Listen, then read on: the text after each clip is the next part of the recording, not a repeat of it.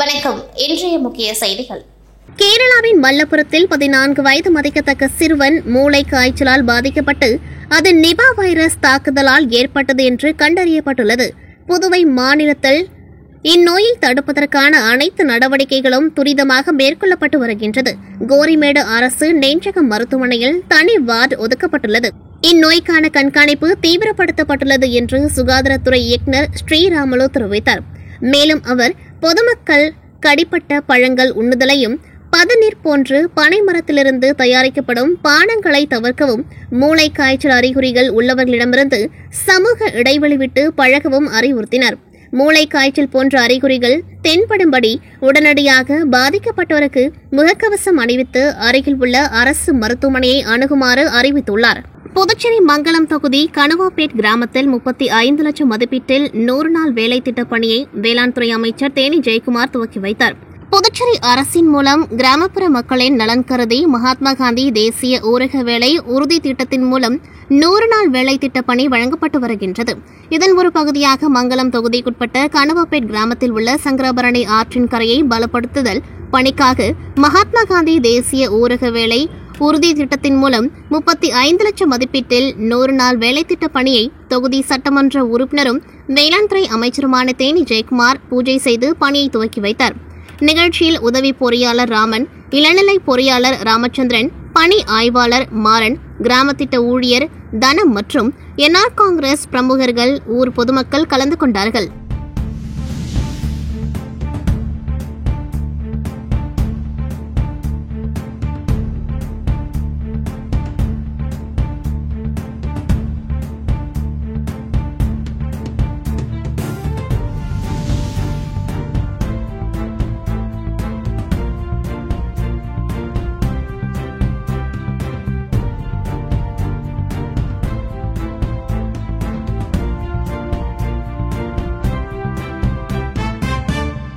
கைக்கிளப்பட்டில் நடந்த ஐயனாரப்பன் சுவாமி திருக்கல்யாண உற்சவத்தில் அமைச்சர் நமச்சிவாயம் பங்கேற்று சுவாமி தரிசனம் செய்தார். மண்ணாடிப்பட்டு தொகுதி கைக்கிளப்பட்டு கிராமத்தில் முத்துமாரியம்மன் கோவில் அமைந்துள்ளது. இக்கோவிலில் சாகை வார்த்தல் விழா நேற்று முன்தினம் துவங்கியது. இதையொட்டி காலை அம்மனுக்கு சிறப்பு அபிஷேகமும் தீப ஆராதனையும் நடைபெற்றது. மதியம் 1 மணிக்கு அம்மனுக்கு சாகை வார்த்தல் நடைபெற்றது. தொடர்ந்து பூரணி பொருட்களை சமேத ஐயனாரப்பன் சுவாமி திருக்கல்யாண உற்சவம் நடைபெற்றது. இதில் தொகுதி எம்எல்ஏவும் அமைச்சருமான நமச்சிவாயம் உள்ளிட்ட திரளான பக்தர்கள் மற்றும் பொதுமக்கள் பங்கேற்று சுவாமி தரிசனம் செய்தனர். பின்னர் ஐயனாரப்பன் சுவாமி ஊஞ்சல் உற்சவமும் இரவு சிறப்பு அலங்காரத்தில் சுவாமி வீதியுலா நடைபெற்றது.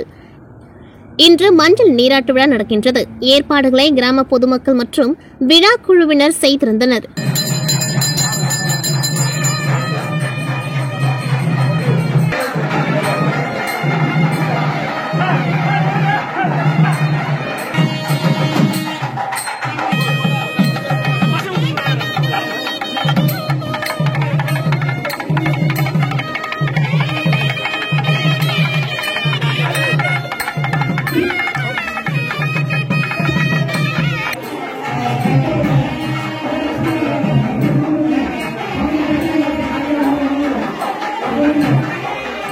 புதுச்சேரி மாநில காமராஜ் நகர் சட்டமன்ற தொகுதி பாஜக தலைவர் கார்த்திகேயன் அவர்களின் பிறந்தநாளை முன்னிட்டு ஸ்ரீ மணக்குள விநாயகர் ஆலயத்தில் ஐயனுக்கு அபிஷேக அலங்கார அர்ச்சனை செய்து பக்தர்களுக்கு அன்னதானம் வழங்கப்பட்டது. அதனைத் தொடர்ந்து சாரம் அரசு தொடக்கப்பள்ளியில் மாணவர்களுக்கு நோட்டு புத்தகம் இனிப்பு வழங்கி சட்டமன்ற உறுப்பினர் ஜான்குமார் எம்எல்ஏ அவர்கள் கரங்களால் சாரம் ஸ்கைசெட் ரவி என்கின்ற ராஜாராம் முன்னிலையில் 150 மாணவர்களுக்கு வழங்கப்பட்டது. அண்ணா சாலையில் உள்ள சாலை விநாயகர் ஆலயத்தில் ஐயனுக்கு அபிஷேக அலங்கார ஆராதனை செய்து கட்சியின் நிர்வாகிகள், தொண்டர்கள், நண்பர்கள் என அனைவரும் கலந்து கொண்டு சிறப்பித்தனர்.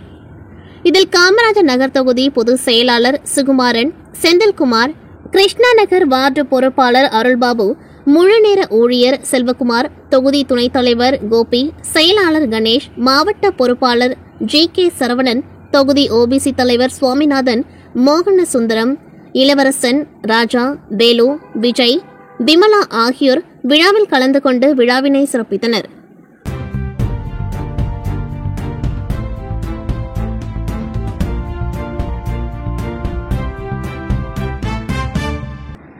புதுச்சேரி அரசின் நிர்வாக மற்றும் சீர்திருத்தத்துறை தனிப்பிரிவின் சார்பு நிலை செயலாளர் அவர்களால் நேற்று வெளியிடப்பட்ட அறிவிப்பாணையால் புதுச்சேரி மாநில பெரும்பான்மை மக்களுக்கு பேரிடியாக உள்ளது. புதுச்சேரி அரசின் சான்றிதழ் பெறாத குரூப் பி பணியிடங்களில் எம்பிசி, ஓபிசி, இபிசி, பிசிஏ மற்றும் பிடி ஆகிய வகுப்பினருக்கு தனித்தனியாக இடப்பகிர்வு உரிமை வேண்டுமென கடந்த கால சட்டமன்ற கூட்டம் முழுவதும் திமுக போராடி வாதாடி பெற்ற உரிமையினை ஒரே அறிவிப்பாணை மூலம் பெரும்பான்மை மக்கள் விரோத அரசு தவிடுபொடியாக்கியுள்ளது. கடந்த 8/11/2022 முதல் 5/12/2022 வரை பல்வேறு தேதிகளில் புதுச்சேரி அரசு துறைகளான காவல்துறை உதவி ஆய்வாளர், துறைமுக இளநிலை பொறியாளர், 3 நிலை வேளாண் அதிகாரி, தொழில்துறை தொழில்நுட்ப அதிகாரி, புள்ளியியல் துறை ஆய்வாளர், போக்குவரத்து துறை இளநிலை பொறியாளர் மற்றும் உதவி வாகன ஆய்வாளர் உள்ளிட்ட 180 சான்றிதழ் பெறாத குரூப் பி பணியிடங்களை நிரப்ப வேண்டி புதுச்சேரி அரசால் அறிவிப்பாணை வெளியிடப்பட்டது. புதுச்சேரி அரசால் வெளியிடப்பட்ட அறிவிப்பாணையில் மிகவும் பின்தங்கிய வகுப்பினரான வன்னியர், சலவையாளர், நாவிதர், குயவர், ஏரகுலா, மிக மிக பின்தங்கிய மக்களான மீனவர், பிற்படுத்தப்பட்ட முஸ்லிம் பெருமக்கள், பிற்படுத்தப்பட்ட பழங்குடியின மக்கள் மற்றும் இதர பிற்படுத்தப்பட்ட மக்களுக்கு தனித்தனியாக ஏற்கனவே இருந்த இடப்பகிர்வு உரிமை பாதிக்கும் வகையில் அரசு அறிவிப்பாணை இருந்ததால் அதனை எதிர்த்து திமுக மற்றும் இந்திய கூட்டணி கட்சிகள் மற்றும் பல்வேறு அமைப்புகள் சட்டமன்றத்திலும் மக்கள் மன்றத்திலும் மிக கடுமையான போராட்ட வடிவங்களை முன்னெடுத்தனர். அதன் விளைவாக கடந்த 15/3/2023 அன்று எம்பிசி, ஓபிசி, இபிசி, பிசிஎம், பிடி ஆகிய பிரிவினருக்கு தனித்தனியாக இடப்பகிர்வு உரிமை மீண்டும் புதுச்சேரி அரசின் சமூக நலத்துறையால் வெளியிடப்பட்டது. அந்த உரிமையை நசுக்கும் வகையில் புதுவை மாநிலத்தில் வாழுகின்ற 70% மிக பெரும்பான்மை மக்களுக்கு துரோகம் செய்யும் வகையில் 30/6/2024 அன்று சார்புநிலை செயலாளர் கையொப்பமிட்டு அறிவிப்பாணை நேற்று 24/7/2024 அன்று வெளியிடப்பட்டதன் உள்நோக்கம் என்ன? இதுகுறித்து எந்த அரசாணையும் அரசிதழில் இதுவரை ஏன் வெளியிடப்படவில்லை என்பதின் மர்ம முடிச்சு என்ன? ஓர் அரசு ஊழியர் 3 ஆண்டுகளுக்கு ஒரே இடத்தில் பணியாற்றக்கூடாது என்ற விதி இருந்தும் குறிப்பிட்ட 2 ஆதிக்க அதிகாரிகள் தொடர்ந்து 5 ஆண்டுகளுக்கு மேலாக பணி செய்வதின் கள்ளத்தனம் என்ன? 15/3/2023 அன்று அரசால் வெளியிடப்பட்ட ஆணையை ரத்து செய்வதன் மூலம் குறிப்பிட்ட அதிகாரிகளுக்கு வேண்டப்பட்டவர்களை பணியில் அமர்த்துவதற்கு சதி நடக்கின்றது என்றும் குற்றம் சாட்டுகின்றேன். ஏற்கனவே 8/11/2022 முதல் 5/12/2022 வரை புதுச்சேரி அரசின் பல்வேறு துறைகளில் சான்றிதழ் பெறாத குரூப் பி பணியிடங்களை நிரப்ப வேண்டி வெளியிடப்பட்ட அறிவிப்பாணையை ரத்து செய்து சட்டமன்ற கூட்டத்தொடர் முடிவுற்றவுடன் புதிய அறிவிப்பாணையை வெளியிட்டு புதுச்சேரி மாநிலத்தில் வாழ்கின்ற பெரும்பான்மை மக்களுக்கு சமூக நீதியினை நிலைநாட்டிட முதல்வர் அவர்கள் நடவடிக்கை எடுக்க வேண்டும் என திமுக சார்பில் வலியுறுத்தப்பட்டுள்ளது. இல்லையென்றால் 2004ஆம் ஆண்டு எந்த முதல்வரால் பெரும்பான்மை மக்களுக்கு இடப்பகிர்வு உரிமை அளிக்கப்பட்டதோ அந்த முதல்வரே பெரும்பான்மை மக்களை குழி தோண்டி புதைக்கின்றார் என எண்ண தோன்றுகின்றது. அந்த முதல்வரே பெரும்பான்மை மக்களை குழி தோண்டி புதைக்கின்றார் என எண்ண தோன்றுகின்றது. அது மட்டுமல்லாமல் தங்களால் அழைக்கப்படுகின்ற பாஜக கூட்டணி அரசின் பிதாமகனான பாரத பிரதமர் அவர்களால் போடப்பட்ட நாற்காலி பட்ஜெட் போல முதல்வர் தனது முதல்வர் நாற்காலியினை காப்பாற்றிக் கொள்ள பாஜக முதல்வராக செயல்படுகின்றார், பாஜக முகவராக செயல்படுகின்றார் என வரலாற்றின் கருப்பு அத்தியாயத்தில் இடம்பெறுவர் என திமுக சார்பில் எச்சரிக்கை மணி அடிக்கின்றேன். இவ்வாறு புதுச்சேரி மாநில திமுக துணை அமைப்பாளர் அனிபால் கென்னடி எம்எல்ஏ தனது அறிக்கையில் குறிப்பிட்டுள்ளார். புதுச்சேரி சட்டப்பேரவையில் உள்ள சபாநாயகர் அலுவலகத்தில் செய்தியாளர்களை சந்தித்த சபாநாயகர் செல்வம், புதுச்சேரி 15வது சட்டமன்றத்தின் 5வது கூட்டத்தொடர் வருகின்ற 31ஆம் தேதி காலை 9:30 மணிக்கு ஆளுநர் உரையுடன் கூடுவதாகவும், ஆகஸ்ட் 1ஆம் தேதி ஆளுநர் உரைக்கு நன்றி தெரிவிக்கும் தீர்மானமும், ஆகஸ்ட் 2ஆம் தேதி நிதி அமைச்சர் பொறுப்பு வகிக்கும் முதலமைச்சர் ரங்கசாமி ரூபாய் 12,700 கோடிக்கான பட்ஜெட்டை தாக்கல் செய்ய உள்ளதாக தெரிவித்தார். தொடர்ந்து பேசியவர், புதிய சட்டமன்ற கட்டிடம் கட்டும் கோப்பை முன்னாள் ஆளுநர் தமிழிசை நிறுத்தி வைத்திருந்ததாகவும், தற்போதுள்ள துணைநிலை ஆளுநர் அந்த கோப்பை ஆய்வு செய்து ஒப்புதல் வழங்குவதாகவும் தெரிவித்தார். மேலும் மத்திய அரசு ஒதுக்கும் நிதியை மாநில அதிகாரிகள் முழுமையாக செயல்படுத்தவில்லை என்றும், மத்திய ஜல்சக்தி திட்டத்தில் 33 கோடி வாங்கியதில் 1 கோடி மட்டுமே செயல்படுத்தி 32 கோடியை திரும்ப அனுப்பிவிட்டதாகவும், தற்போது காகிதமில்லாத சட்டப்பேரவைக்கு மத்திய அரசு 8.16 கோடி ரூபாயை ஒதுக்கியுள்ளது. இந்த பட்ஜெட்டை காகிதமில்லாத பட்ஜெட்டாக தாக்கல் செய்ய முயற்சிகளை எடுத்து வருவதாகவும் அவர் தெரிவித்தார். கடந்த வாரம் சனிக்கிழமை கீழ்புத்துப்பட்டு சுவாமி விவேகானந்தர் ஊரக சமுதாய கல்லூரியில் 16ஆம் ஆண்டு சான்றிதழ் வழங்கும் விழா சிறப்பாக நடைபெற்றது. 16 பிரிவுகளின் கீழ் படித்து முடித்த மாணவர்களுக்கு கல்லூரி இயக்குநர் முன்னிலையில் முதல்வர் அவர்கள் சான்றிதழ் வழங்கினர். சுவாமி விவேகானந்தர் ஊரக சமுதாய கல்லூரியில் automobile, AC mechanic, electrician, computer hardware, graphic designer, beautician, tailoring, nursing உட்பட 15 பிரிவுகளில் படித்து முடித்த மாணவர்கள் தற்பொழுது 8000 முதல் 20,000 வரை புதுச்சேரி தமிழகம் பகுதியில் தமது துறை சார்ந்த பல்வேறு நிறுவனங்களில் 3 மாதம் கட்டாய பணியிட பயிற்சி முடித்த பின்பு தொடர்ந்து அந்நிறுவனங்களில் சிறப்பாக பணி செய்து வருகின்றனர். இம்மாணவ மாணவிகள் தங்களது படித்து முடித்த பிரிவிற்கான சான்றிதழ்களை கல்லூரி முதல்வரிடமிருந்து பெற்றுக் கொண்டார்கள். கடந்த ஆண்டில் இக்கல்லூரியில் 15க்கும் மேற்பட்ட பிரிவுகளில் தொழிற்கல்வி பயின்ற 250 மாணவ மாணவிகள் தங்களது சான்றிதழ்களை பெற்றுக் கொண்டார்கள். மாணவ மாணவிகள் தங்கள் துறை சார்ந்த ஆசிரியர்களுடன் தற்பொழுது பணியாற்றி வரும் நிறுவனங்களின் தங்களது அனுபவங்களை பகிர்ந்து கொண்டார்கள். விழா தேசிய கீதத்துடன் இனிதே நிறைவு பெற்றது. 17வது கல்வி ஆண்டு ஆகஸ்ட் மாதம் 5ஆம் தேதி தொடங்க உள்ளதால் இம்மாத இறுதி வரை மாணவர்கள் சேர்க்கை பணி நடைபெறும் என கல்லூரி நிர்வாகம் அறிவித்துள்ளது. புதுச்சேரி மதகடிப்பட்டு ஸ்ரீ மணக்கில விநாயகர் பொறியியல் கல்லூரியின் 25ஆம் ஆண்டு வெள்ளி விழா கொண்டாட்டம் கிராமிய கலை நிகழ்ச்சிகளுடன் கல்லூரி வளாகத்தில் நேற்று பிளாஷ் மாப் நிகழ்ச்சி பழைய வளாகத்திலும் புதிய வளாகத்திலும் மாணவர்களின் கலை நிகழ்ச்சிகளோடு மிகவும் சிறப்பாக துவங்கப்பட்டது.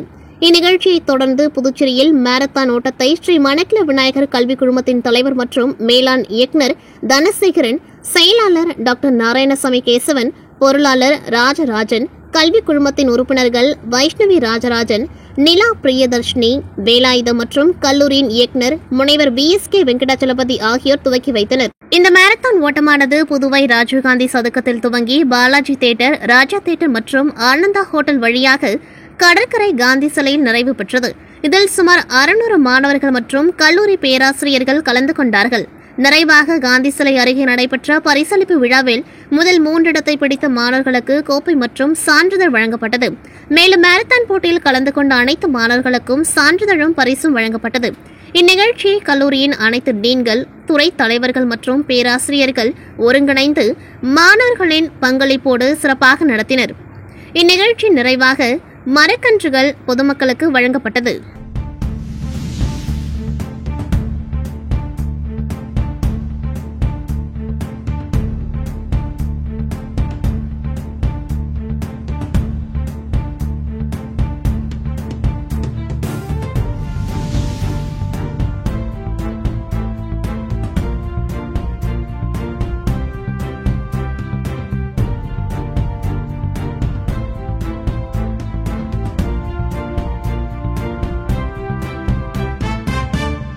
காரைக்காலில் பிரசித்தி பெற்ற புனித சந்தன மாதா பேராலயத்தின் ஆண்டு திருவிழா இன்று கொடியேற்றத்துடன் தொடங்கியது. காரைக்கால் மாவட்டம் பிள்ளை தெருவாசலில் பகுதியில் அமைந்துள்ளது 100 ஆண்டுகள் பழமை வாய்ந்த பிரசித்தி பெற்ற புனித சந்தன மாதா பேராலயம். பேராலயத்தின் ஆண்டு திருவிழா 4 தினங்கள் நடைபெறுவது வழக்கம். இந்த ஆண்டு திருவிழாவை ஒட்டி ரூபாய் 10 லட்சம் செலவில் ஆலயம் புதுப்பிக்கப்பட்டு புதிய கொடிமரம் அமைக்கப்பட்டது. இதனையடுத்து புதிய கொடி மற்றும் புதிய கொடியினை பங்கு தந்தை பீட்டர் பால்ராஜ் மந்திரித்து கொடியேற்றி நிகழ்ச்சி துவக்கி வைத்தார். புதிய கொடியினை ஏந்தி ஊர்வலமாக வந்து புனித சந்தன மாதா உருவம் வரைந்த புனித கொடியேற்றம் நடைபெற்றது. இக்கொடியேற்ற நிகழ்ச்சியில் ஏராளமான பங்கு மக்கள் கலந்து கொண்டு சந்தன மாதாவை வழிபட்டனர். கடந்த 24ஆம் தேதி நடைபெற்றது. திருவிழாவின் முக்கிய நிகழ்ச்சியான புனித சந்தன மாதா திருத்தேர் பவனி வரும் 26ஆம் தேதி நடைபெற உள்ளது. 27ஆம் தேதி கொடியிறக்கத்துடன் திருவிழா நிறைவு பெறுகின்றது.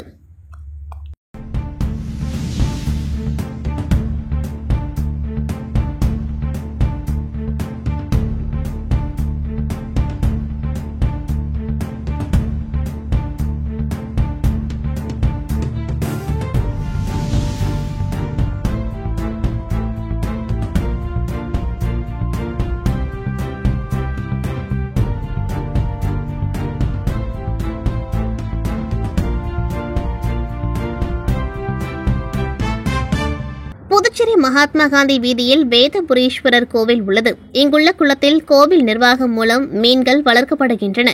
கடந்த சில நாட்களுக்கு முன்பு நிர்வாகம் மூலம் எந்தவித ஒப்பந்தமும் பெறாமல் விதிமுறைகளை மீறி கோவில் குளத்தில் மீன்களை சிலர் பிடித்து சென்றதாக புகார் எழுந்தது. இந்த நிலையில் கோவில் குளத்தில் மீன் பிடித்ததை கண்டித்தும் கோவில் நிர்வாகத்தை மாற்றியமைக்க கோரியும் புதுச்சேரி ஒருங்கிணைந்த சிவனடியார்கள் பக்தர்கள் திருக்கூட்டம் சார்பில் கண்டன ஆர்ப்பாட்டம் அஜந்தா சிக்னல் அருகே நடைபெற்றது. இத்திருக்கூட்டம் தலைவர் கண்ணன் தலைமையில் நடைபெற்ற ஆர்ப்பாட்டத்தில் 100க்கும் மேற்பட்ட சிவனடியார்கள் கலந்து கொண்டு கண்டன கோஷங்களை எழுப்பினர். புதுச்சேரி யூனியன் பிரதேசம் காரைக்கால் மாவட்டத்தில் டேக்வண்டோ குத்துச்சண்டை போட்டி பவர் பிளே டர்ஃப் மற்றும் ஸ்போர்ட்ஸ் அகாடமியில் நடைபெற்றது. இப்போட்டியில் பங்கு பெறுவதற்காக கேரளா, ஆந்திர பிரதேசம், தமிழ்நாடு மற்றும் புதுச்சேரி யூனியன் பிரதேசம் போன்ற மாநிலங்களில் இருந்து 200க்கும் மேற்பட்ட வீரர் வீராங்கனைகள் கலந்து கொண்டார்கள். இந்த போட்டியில் சிறப்பு விருந்தினராக Japanese Gojuryu sports karate association தலைவர் Nazim MLA, national VRS Kalaithai Silambam association தலைவரும் சட்டமன்ற உறுப்பினருமான நாகத்யாகராஜன், ஸ்டேட் ஸ்கில் டோ அசோசியேஷன் புதுச்சேரி தலைவர் அட்வொகேட் திருமுருகன், துபாயிலிருந்து வருகை தந்து மாஸ்டர் பிரின்ஸ் ஹம்சா, கேரளாவிலிருந்து வருகை தந்த கலரி குருக்கள் அப்துலு, அட்வொகேட் சூரியமூர்த்தி, நிஞ்சன் அசோசியேஷன் புதுச்சேரி யூனியன் பிரதேசம் தலைவர் Gopalakrishnan, national VRS Kalaithai Silambam association பொருளாளர் ரியாஸ் அகமது ஆகியோர் கலந்து கொண்டு வெற்றி பெற்ற வீரர் வீராங்கனைகளுக்கு பதக்கங்களும் சான்றிதழ்களும் வழங்கினர்.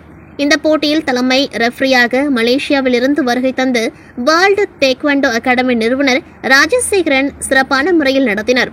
மற்றும் நடுவர்களாக ஸ்ரீனிவாசன், எட்விக், ஜனனி, கலைராஜ், முகமது இப்ராஹிம், பிரீதா, சிவரஞ்சனி, கனிஷ்கா, சுஜிதா, தர்ஷினி ஆகியோர் கலந்து கொண்டார்கள். இந்த போட்டியை international VRS martial arts academy grand master VRS Kumar சிறப்பான முறையில் நடத்தினர். மற்றும் சிறப்பு விருந்தினர்களுக்கு பொன்னாடை போற்றி நினைவு பரிசினை வழங்கினார். இத்துடன் செய்திகள் நிறைவடைகின்றது. நன்றி, வணக்கம்.